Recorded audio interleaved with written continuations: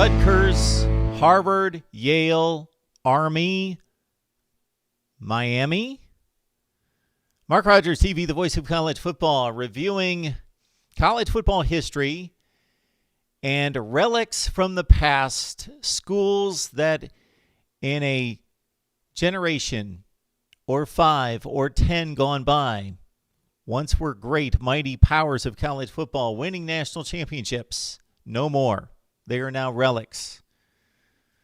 Do we add Miami to that list as the first modern-day relic of college football? Please like, comment, share the videos, and subscribe if you love college football. We analyze it each and every day. Best discussion, debate, and analysis right here at Mark Rogers TV, the voice of college football. All right, I bring you these facts about Miami football. But first, let's look at this particular season and then recent history. My prediction this season on Miami was 8-4, and I've stated this many times when I made my projection that Miami would finish 8-4. First of all, a lot of people laughed at me and criticized me. Of course, Miami fans said I was out of my mind. How could I possibly find 4 losses for this football team? Number one, because they were just so talented. Number two, because they hired a coach who would be a tremendous upgrade over Mark Richt. And number three, because their schedule was so soft. And I certainly agreed with the latter point. The schedule has been soft here in 2019 for Miami. They play in the worst conference of the Power 5, and they play in the worst division of the 2 in the ACC. Miami only played one team this season that I consider decidedly better than them. And it's not by a huge gap. It's not by a huge margin. Florida has slightly better talent and certainly a better team, a better program, a more disciplined and fundamentally sound team, a team that plays and knows how to win games. So Florida was the better team. They barely won that game against Miami. So that was the one game that I was fairly confident that Miami would lose. But I looked at the rest of the schedule and thought, who are they going to lose to? Well, Florida State has comparable talent, so that would be the other game that Miami might lose. But even if they lose to the 2 teams that they certainly could beat, they have the talent to beat those 2 teams, the Gators and the Noles. I thought, who else are they going to lose to? But I just had general confidence that Miami would screw it up. And they've screwed it up beyond even my expectations. So in predicting Miami to go 8-4, I thought that they would lose to Florida and then lose 3 other games to some collection of Louisville, Virginia, Florida State, Pitt, somebody else, and they did. Georgia Tech 3-9, Virginia Tech, who finished 8-4, Florida International 6-6 in Conference USA. So this Miami team, despite having, based on the recruiting rankings, which do en masse mean a lot, has the most talented roster in the division by far. The current personnel on the roster was rated by the 247 composite to be the 4th best, the 2nd best, the 2nd best, and the 3rd best in the ACC.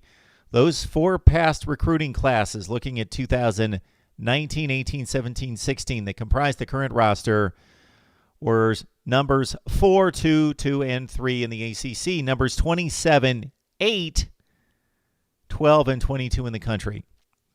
The only 2 schools that come anywhere close to that in the Coastal Division would be Virginia Tech and North Carolina, whose classes have been ranked in the low 20s to mid-30s, something in that range, between 25 and 40.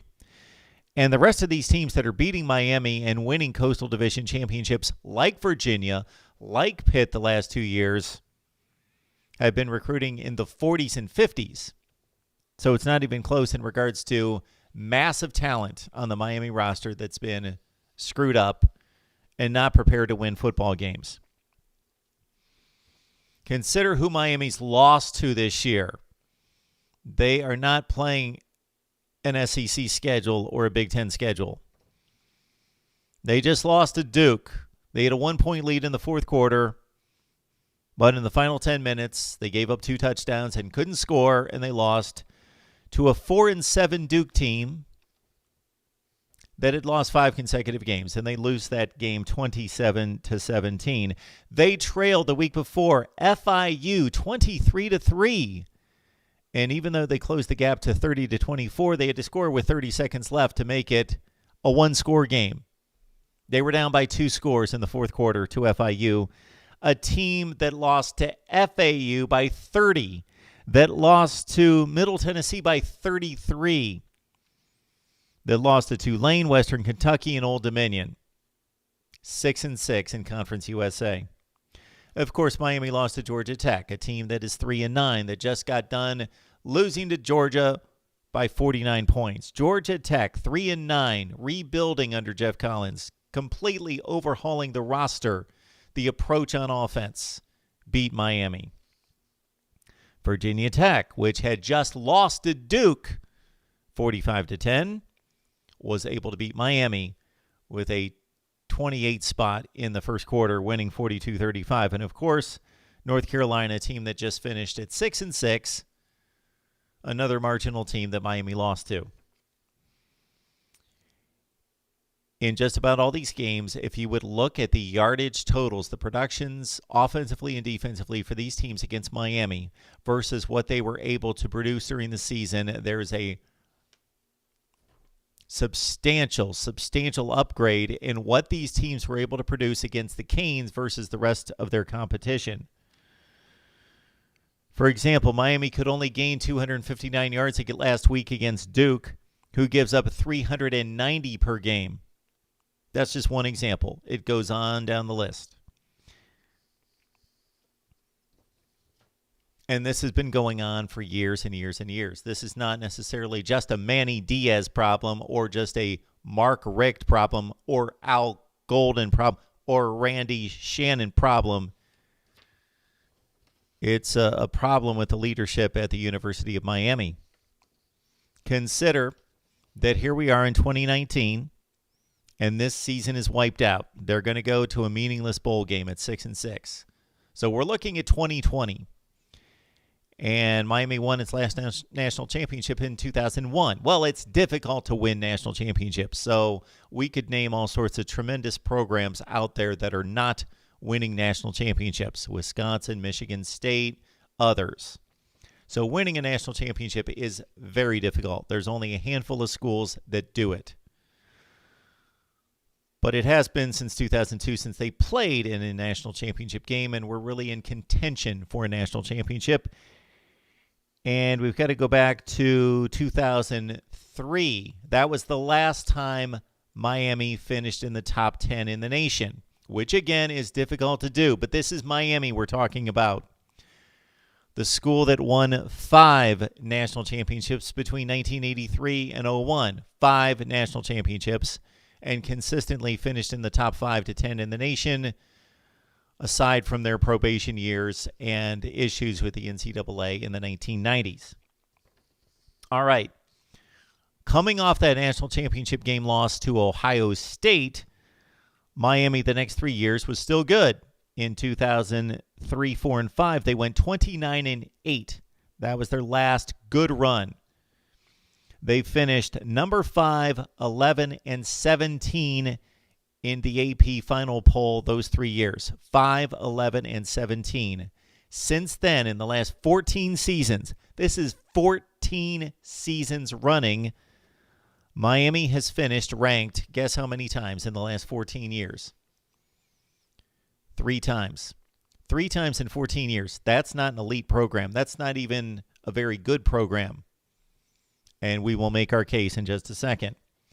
Miami, in those 14 years, just finished ranked the 3 times, never in the top 10. The 2009 team finished 19th. The 2016 team finished 20th. And the 2017 team that won the first 10 games of the season, then proved to be a paper champion, finished 13th. So, ironically, Mark Richt, despised by much of Miami football fans, delivered 2 of those national rankings in only 3 seasons that he coached, but he delivered 2 of the 3 over the past 14 years.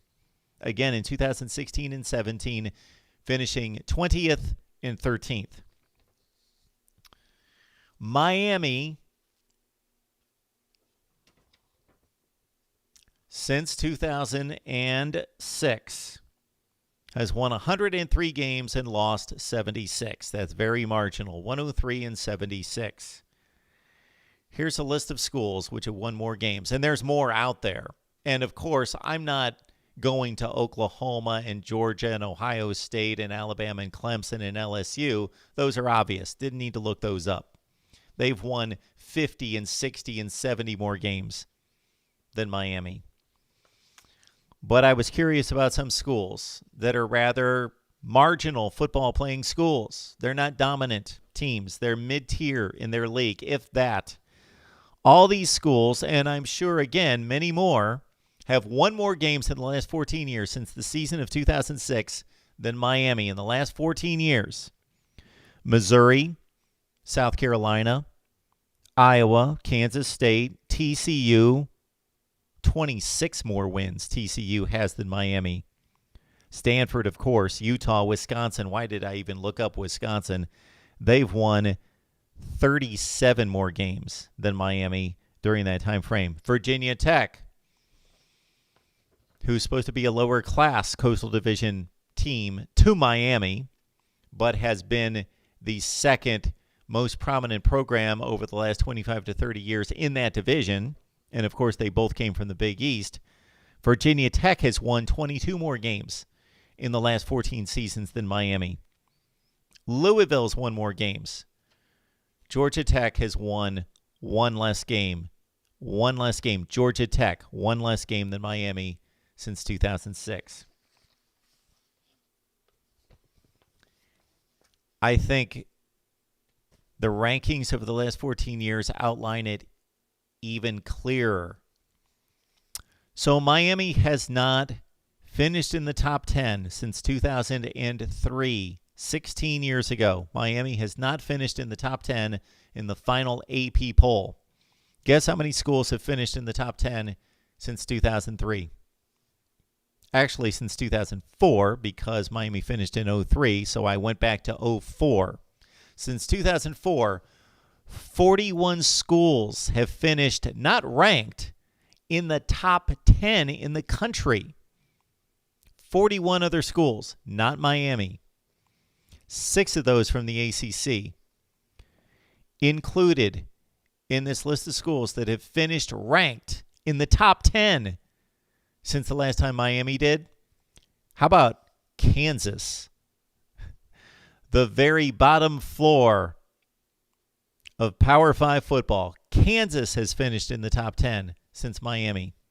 Cal, Houston, UCF, Baylor, Boston College, Cincinnati has finished in the top 10. Arkansas, current loser of 19 consecutive SEC games, has finished in the top 10 twice since the last time Miami finished in the top 10. How about Ole Miss, Georgia Tech, Washington State, Louisville? How about these schools? TCU, since the last time Miami finished in the top 10 in the nation, has finished in the top 10, what do you think? Twice? 3 times? 4? How about 6 times? Boise State, 4 times has finished in the top 10. South Carolina, coming off a 4-8 season currently. We think of South Carolina as being a mid-tier SEC school. Missouri, Kentucky, South Carolina, Mississippi State. South Carolina has finished in the top 10 3 times since Miami did in 2003. Iowa, West Virginia, Virginia Tech, Louisville have finished in the top 10 multiple times since Miami last finished in the top 10 in the nation. And finally, Miami's chief competitors in the state of Florida. There are 2 chief rivals in the state of Florida, Florida State and Florida. Of course, they've both won national championships since Miami did.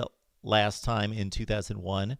Florida winning in 06 and 08 under Urban Meyer. Florida State, of course, with Jimbo Fisher in 2013. All right, so 2 national championships for the Gators, 1 for the Noles. Florida has finished in the top 10 5 times since the last time Miami did, and Florida State has finished in the top 10 4 times since Miami was able to accomplish that, and both teams have won many more games than Miami. It's Florida 128 since 2006. Florida State 126, Miami 103. The question is not whether Miami's an elite program. They're not an elite program. That's not even debatable. It's how good of a program are they? They just lost to Georgia Tech 3-9, Duke 5-7 after beating Miami, Florida International, and on and on and on and on. Any program can have a down season. Oklahoma had down seasons in the 1990s. Ohio State had down seasons in the late 80s. USC has had its rough ride, 5-7 in 2018, and we could go on and on. Charlie Strong's Texas teams. Every program. Alabama went 3-8 about 15 years ago. Yes, every program hits its downturn for a season, maybe 2, maybe 3 years. Those elite blue bloods have hit bad stretches due to a number of factors, but they didn't stay there. They didn't stay there for long. Miami has been subpar, marginal for 14 years. 14 years since they have been a national factor on the field. We can possibly argue swag. We can argue reputation. We can argue cool factor. I don't necessarily have any evidence that Miami draws extraordinary TV ratings by any stretch, that they're really that popular anymore. This is a football program that, as our friend Cam Underwood at State of the U has often stated, is a microwave dynasty. It heated up quickly in the early 1980s, culminated with a national championship in 1983, and 5 of them between 1983 and 01. That is winning a ton of games and a ton of huge games, and winning the biggest of games in the postseason to be voted number 1 5 times in the span of 18 or 19 years is significant. But that's 18 to 19 years in the history of college football. Before that, Miami was insignificant, and after a couple of decent seasons in which they were still roughly a top 10 to 15 program directly after their national championship game loss in 02, they have fallen off the cliff. They're not horrible. They're not Kansas. They're not Oregon State. They're not Rutgers.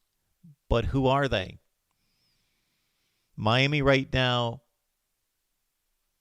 and I might be being kind here, is Kansas State, is Illinois, is Missouri, Mississippi State, Cal, Arizona State. That's Miami. They're a top 40 to 50 program right now in the country. The facts, the results back it up. Not for 1 year, not for 2 years, not for 3 years, but for 14 years. This is what Miami has been, and this is what they currently are. Your thoughts on Miami football, whether it's to back up my findings, my research, my analysis, or to challenge it, or to bring some light to the current situation and what needs to be done to bring Miami football back to prominence, first in the ACC and then nationally. This is what we do here at Mark Rogers TV, the voice of college football. Discuss, debate, and analyze the game we all love. We bring Miami football to the table, and we ask you for your feedback and your comments right here at Mark Rogers TV, the voice of college football.